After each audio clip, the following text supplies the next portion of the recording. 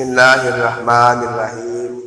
السلام علیکم ناظرین، سعودی عرب میں عید الفطر کی تاریخ کا اعلان کر دیا گیا ہے۔ جدید تحقیق کے مطابق سعودی عرب میں ماہرین فلکیات نے عید الفطر کی تاریخ کا اعلان کر دیا گیا ہے، اور اس سال پاکستان میں بھی سعودی عرب کے ساتھ ہی عید الفطر کی نماز ادا کی جائے گی، اور جو آپ کو مکمل تفصیلات سے آگاہ کریں گے کس ڈیٹ کو اور کس تاریخ کو سعودی عرب میں عید کی نماز ادا کی جائے گی۔